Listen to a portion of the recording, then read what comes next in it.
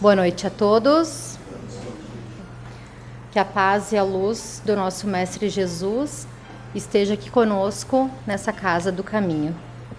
Vou convidar os irmãos, então, para que a gente feche os nossos olhos, para a gente se harmonizar e fazer a nossa prece. Senhor nosso Deus, nosso Pai amoroso e bom, estamos aqui reunidos para buscar a doce palavra do nosso Mestre Jesus, que há tanto tempo vem nos ensinar. Estamos aqui hoje, Pai, rumo à nossa evolução espiritual, rumo à perfeição. Abençoa os propósitos que trazemos nos nossos corações.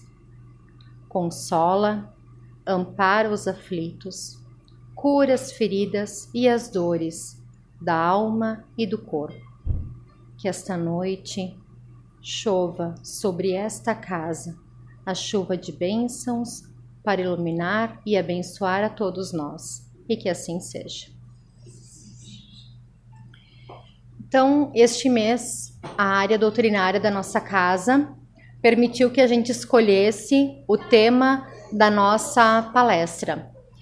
E como a gente trabalha na área da infância e da juventude, através da evangelização espírita, então escolhemos o tema Mediunidade na Infância, que está no Livro dos Médiuns.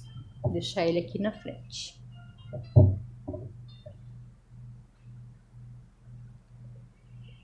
Então, para a gente iniciar a nossa palestra de hoje, a gente precisa entender que a mediunidade, ela é comum a todos nós. Porque sem nós termos a mediunidade, a gente não conseguiria ouvir os conselhos dos nossos anjos da guarda, nem dos nossos obsessores, né? Então, a mediunidade, ela é comum, mas normalmente, usualmente, a gente comenta sobre a mediunidade, aquela que tem os efeitos mais ostensivos, ou efeitos físicos, ou efeitos de comunicação, de visão, de audição, né? Enfim, a psicografia, enfim, existem vários fenômenos diferentes que usualmente a gente utiliza para definir a mediunidade, que não foi inventada pelo Espiritismo. Ela aconteceu em muitas épocas da humanidade, em diferentes civilizações, em diferentes povos, através de pinturas rupestres, através de escritos. Enfim, nós temos muitos casos dos nossos ancestrais, né? Possivelmente nós mesmos, em outras vidas, que buscaram, através dos rituais, o contato com as suas divindades, para buscar neles conhecimento, para buscar neles a busca, enfim, pelo progresso da sua civilização, da sua aldeia. A mediunidade na infância também ela acontece desde sempre. Ela não é um assunto novo e sempre aconteceu. Os casos de casas mal assombradas, dos efeitos físicos, das comunicações das crianças, das visões, das premonições infantis. Então, tudo isso já vem acontecendo desde há milhares de anos. Mas, através da doutrina espírita, a gente pode ter o conhecimento e buscar mais luz e mais clareza e entender os porquês dessas comunicações entre o plano físico e o plano espiritual. Arthur Conan Doyle, ele foi um escritor e um palestrante espírita, ele foi um grande defensor do espiritismo, que ele falou que as comunicações mediúnicas que surgiram a partir do ano de 1800, mais ou menos, elas foram programadas pela espiritualidade. E ele chamou essas invasões como invasões espirituais organizadas.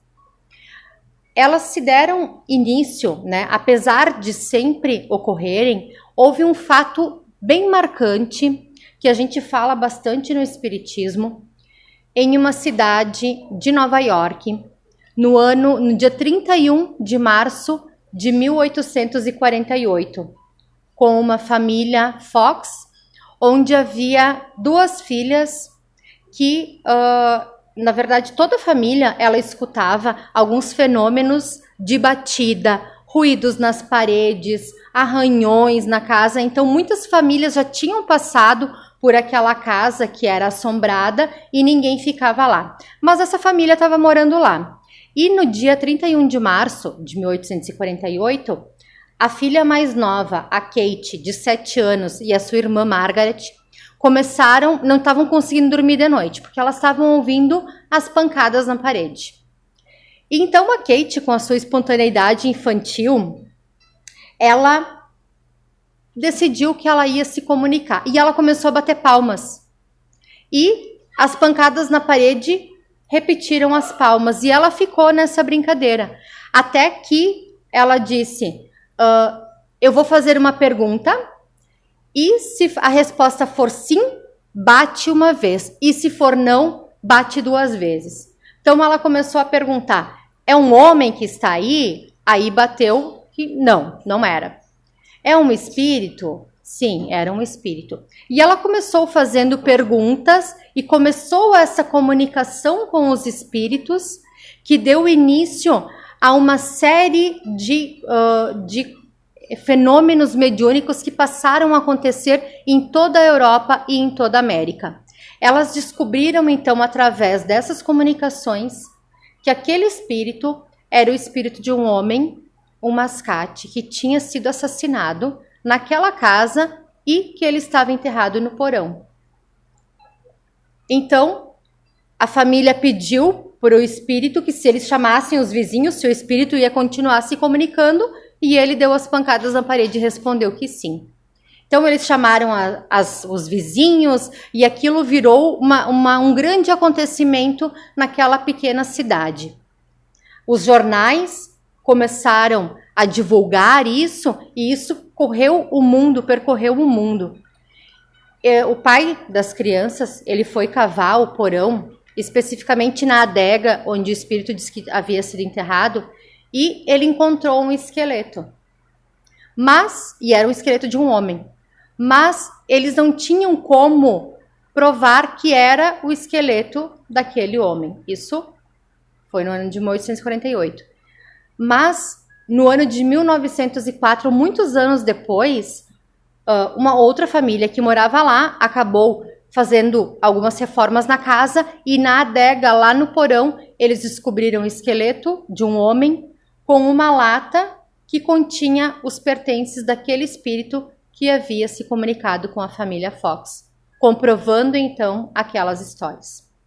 Então, todos aqueles fenômenos mediúnicos que passaram a acontecer na Europa, eles aconteciam muito nos salões, que eram os lugares onde as pessoas se reuniam socialmente para conversar, e ao redor das mesas, que eles chamavam as mesas girantes, eles começaram a se comunicar com os espíritos, e as mesas davam pancadas, às vezes levitavam, flutuavam no ar, e as pessoas se divertiam, era um passatempo para eles.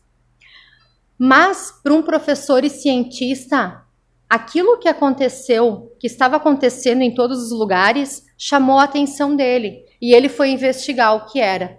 E ele percebeu que aqueles fenômenos e aquelas comunicações tinham uma inteligência que não podia ser de uma mesa, e que não havia nenhum tipo de fraude naquilo. E ele começou, então, a pesquisar.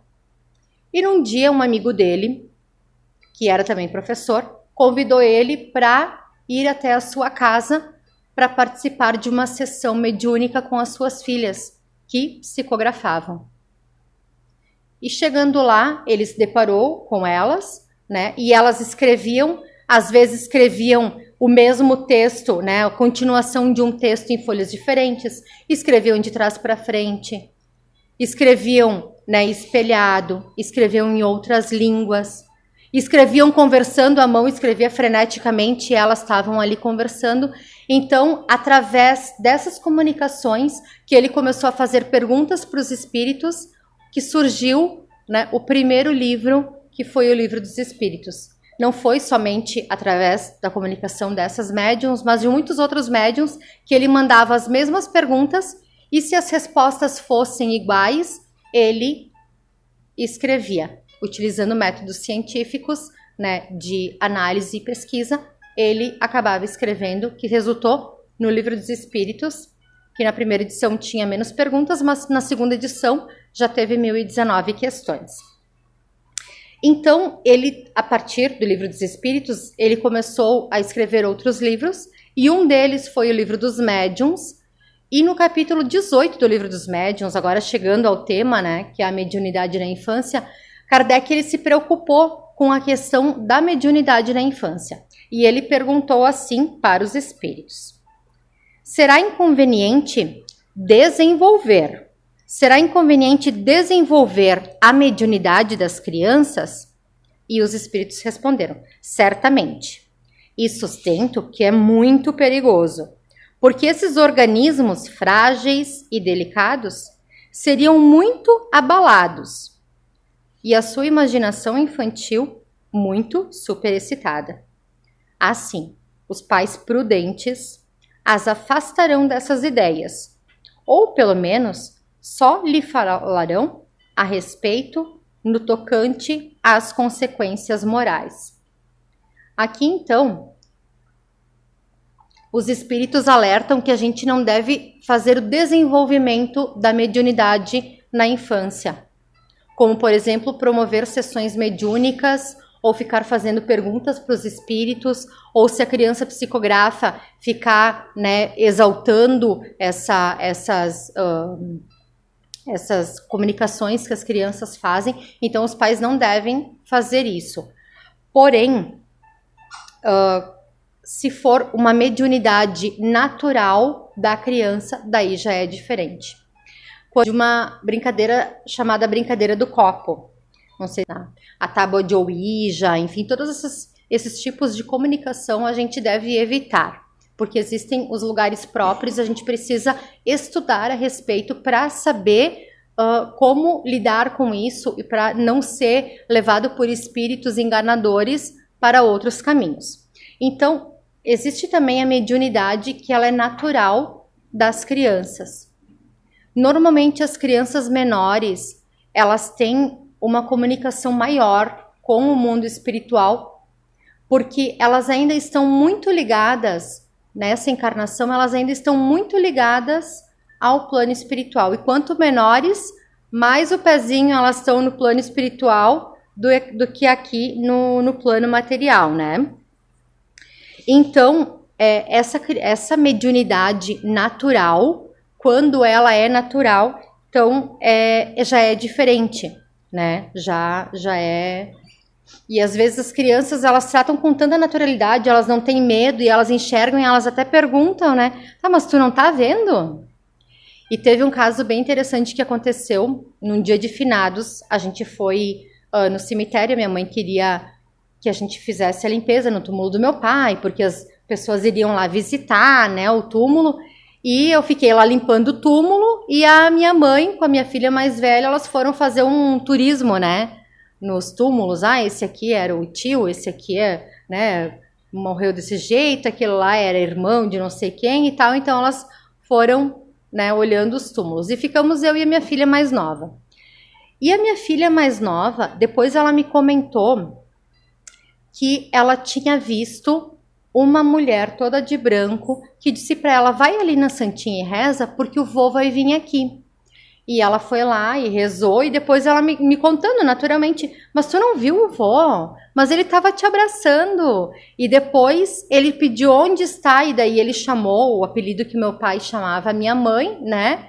E ela, não, mas quando ele desencarnou, ela era muito pequena, ela não tinha como saber daquele apelido, e ela tratou com tanta naturalidade que eu tive certeza de que ela teve uma comunicação mediúnica mesmo. E isso é muito comum, e com o tempo isso tende a desaparecer se não for para o desenvolvimento da criança.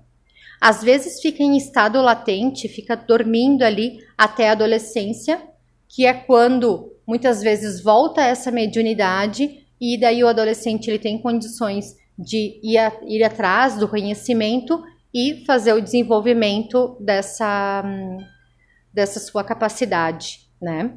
Então, Kardec, ele se preocupou também em pedir sobre a mediunidade natural nesse mesmo capítulo, e ele falou assim: mas há crianças que são médiums naturais, seja de efeitos físicos, de escrita ou de visões.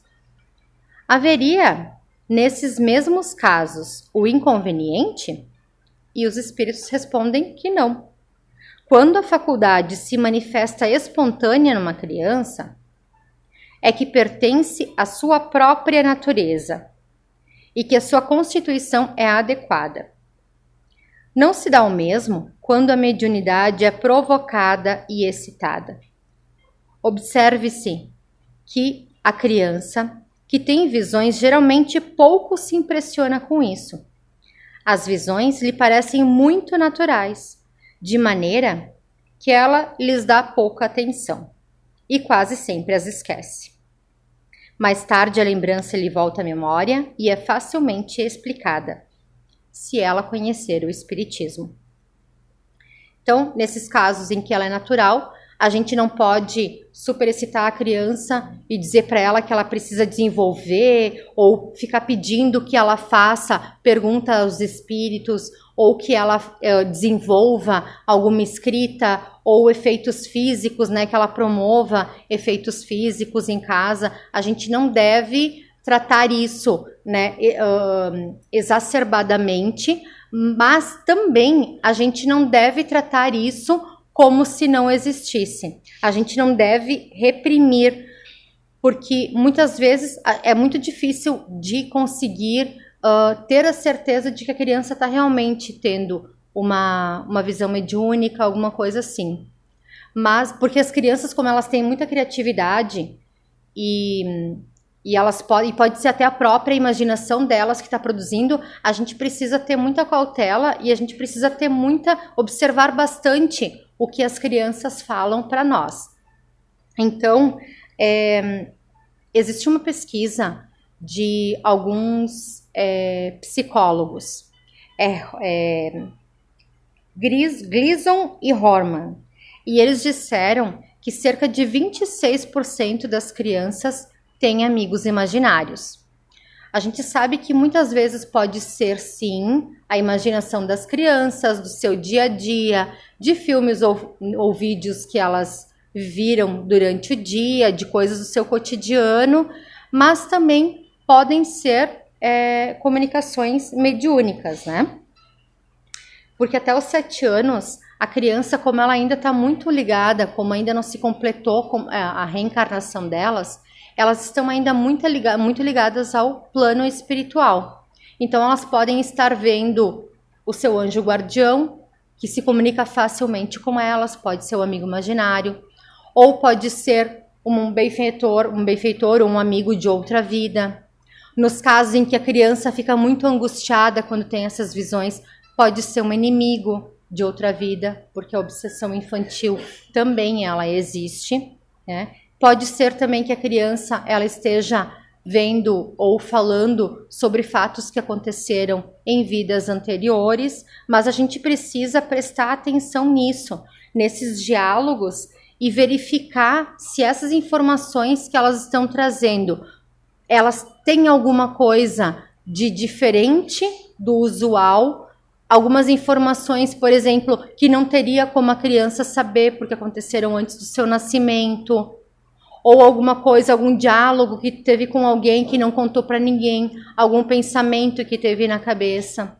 Algumas crianças, elas têm premonições de coisas que vão acontecer. Eu conheço uma amiga minha, eles estavam tentando ter o segundo filho, e ela entrou um dia no elevador com a sua filha pequena, e a filha começou a brincar com a barriga dela, fazer gracinha. Ela disse: filha, o que tá fazendo? E ela disse: eu tô brincando com o bebê.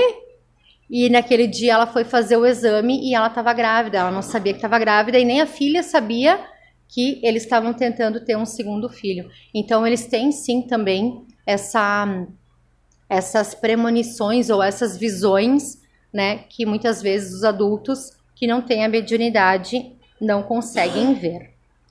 Então,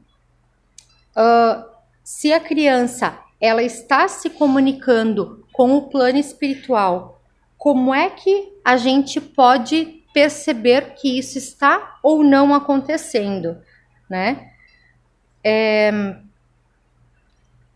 Então, através desses diálogos, através de conhecer, porque os pais conhecem bem a criança, sabem quando de repente ela pode estar inventando, mentindo, ou as coisas que aconteceram no dia a dia, que aconteceu na escola, na escolinha, ou com algum parente, algum cuidador, né?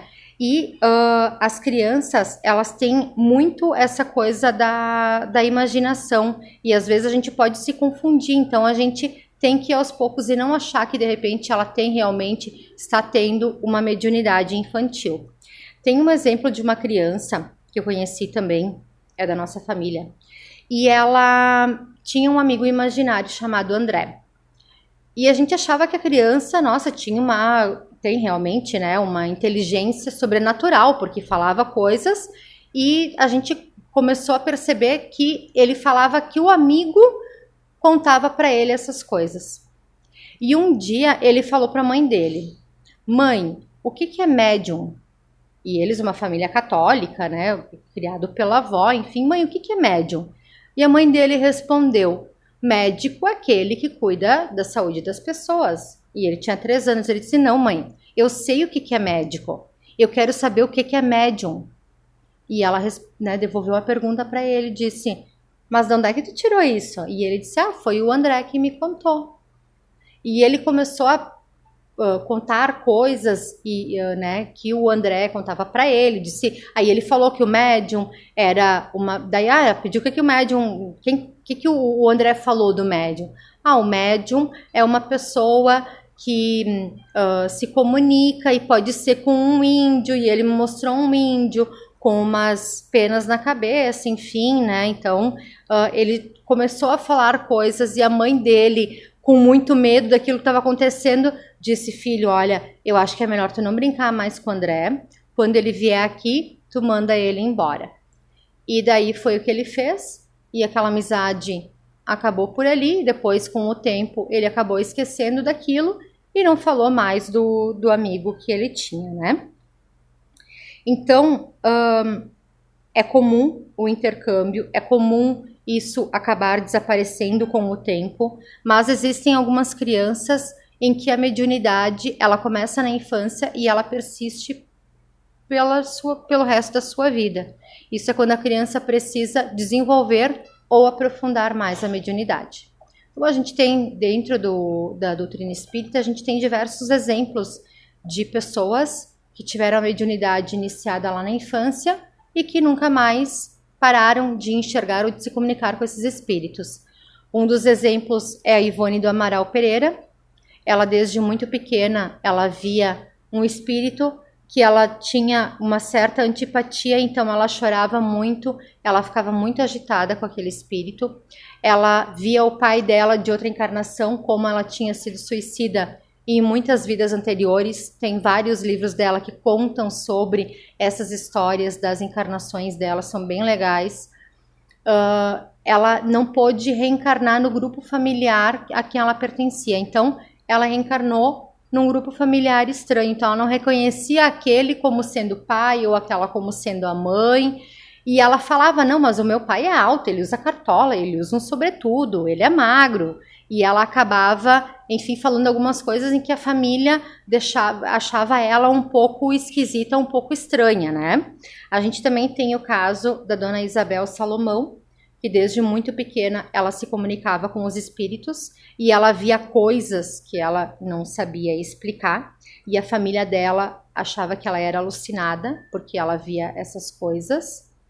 E nós temos também o caso do Chico Xavier, que com 4 anos de idade ele via sua mãezinha, que já havia desencarnado, via outros espíritos também, e também ele era, o pai dele não conseguia entender muito, ele era incompreendido pelo seu pai. O Divaldo Pereira Franco, que também com 4 anos começou a ver espíritos, ele tinha um amigo chamado Jaguaruçu, um índiozinho, né, que era amigo dele. Ele não sabia distinguir quem que era encarnado, quem que era desencarnado, E ele convidava o amiguinho para participar nas brincadeiras com os amigos, e os amigos acabavam deixando ele de lado e rindo dele porque eles não viam o amigo que ele queria incluir na brincadeira. E ele sofria fortes castigos físicos do pai dele por muito tempo. Então, esses são exemplos de crianças que elas foram incompreendidas pela família na mediunidade que elas tinham. Então, como é que a gente pode fazer para verificar, né, se essas crianças estão com algum inconveniente quando elas começam a mudar algumas atitudes delas? Porque os pais, conhecendo seus filhos, quando eles percebem que os filhos estão agitados ou quando eles estão diferentes do normal, já começam a pensar que a criança, enfim, realmente pode estar com algum problema psicológico. Nesse caso, tem que encaminhar para um profissional da área, mas também pode ser que esteja vendo alguma pessoa de outras vidas, algum inimigo do passado, porque a gente sabe que a gente teve muitas vidas anteriores e que nem sempre a gente foi bonzinho. E a gente pode ter prejudicado pessoas que agora nessa encarnação, né, estão vindo atrás da gente para poder se vingar. A gente vê nas mesas mediúnicas comunicações de espíritos que estão obsidiando crianças, e esses espíritos falam, porque essa criança que parece tão ingênua e tão frágil, na outra vida estragou com a minha família, destruiu os meus negócios, roubou a minha mulher ou o meu marido, matou alguém da minha família ou me assassinou, e agora tá aí. Mas eu vou me vingar, porque esses espíritos, quando não há o perdão, eles querem se vingar, porque eles querem que a pessoa pague tudo nessa vida aqui. Então eles acabam também obsidiando as crianças, e as crianças às vezes ficam com um sono perturbado, elas começam a ter medo de dormir sozinhas, de apagar a luz, de ficar sozinhas no quarto. Elas relatam que tem alguém olhando para elas, que elas se sentem perseguidas, ficam, né, com muito medo, ficam com comportamentos agressivos que não são próprios dela. Enfim, são comportamentos anormais. Então, quando os pais identificarem uma possível obsessão nessas crianças, o que eles podem fazer? Orar junto com a criança, quando a criança for dormir, rezar, pedir por esses amigos infelizes, esses nossos irmãos infelizes que estão ali tentando obsidiar aquela criança. Pensar na casa espírita aqui, tentar encaminhar para o socorro esses nossos amigos, né, esses nossos irmãos. Fazer o culto do evangelho no lar, em família, junto com as crianças. Conversar a respeito, orar em família. Quando acontecer algum caso específico assim, normalmente a gente faz uma vez por semana, começar a fazer diariamente o culto do evangelho no lar.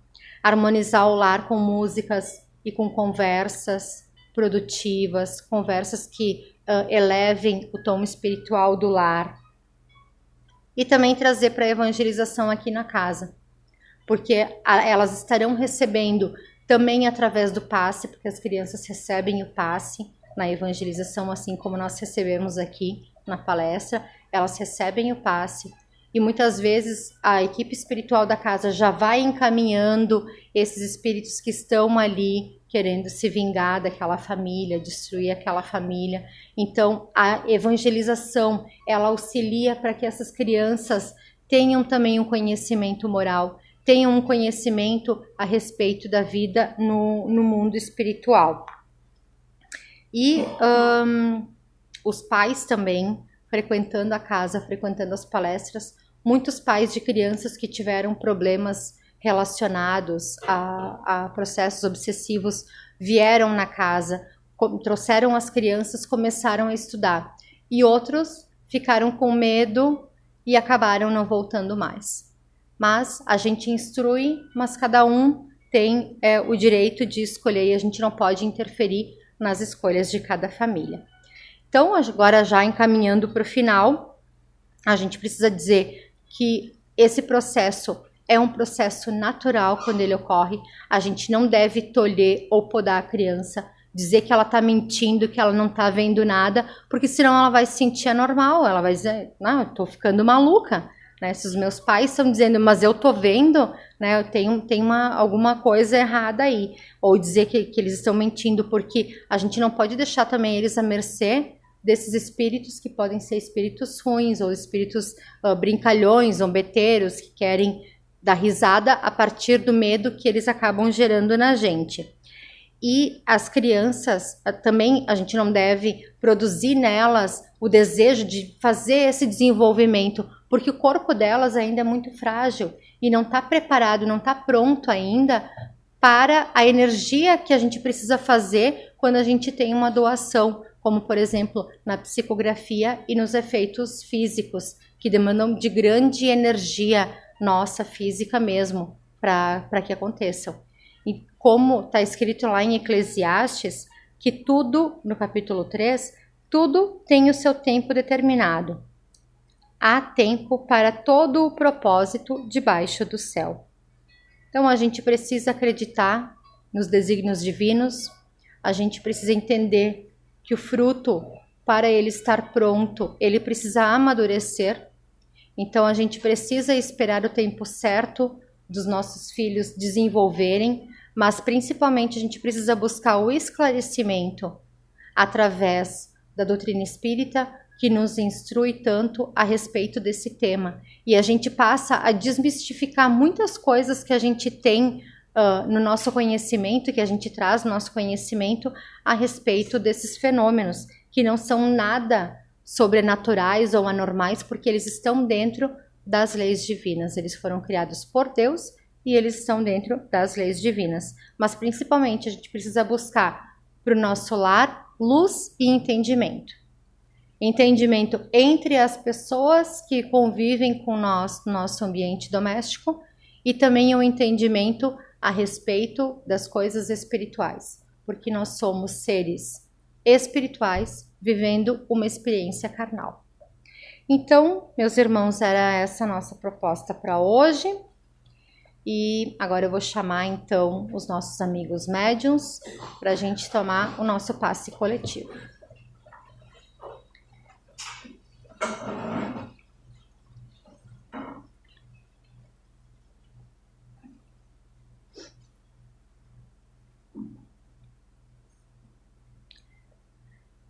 Senhor nosso Deus, nosso Pai, luz nos nossos caminhos, farol neste mar tão tortuoso. Nós te pedimos, Pai, que lance a tua luz do entendimento, a tua luz do amor sobre essa casa do caminho, sobre os teus filhos que vieram hoje aqui buscar o teu amparo, o teu acolhimento e a palavra do nosso irmão Jesus. Que a equipe espiritual aqui presente, que os nossos anjos guardiões nos envolvam com o seu abraço de amor, de luz, que busquem na natureza, na farmácia divina, todos os fluidos necessários para restabelecer o nosso equilíbrio físico, o nosso equilíbrio espiritual, adentrando em nós pelos nossos centros vitais de força e indo diretamente no local onde precisamos para restabelecer a nossa saúde. Pedimos também que fluidifiquem a água, as águas aqui presentes, trazidas por todos os irmãos, para que elas contenham todos os fluidos necessários para o seu bem-estar. Acolhe-nos, ampara-nos, consola-nos com o teu amor, que possamos seguir em paz e que o Mestre Jesus nos acompanhe hoje e sempre, e que assim seja.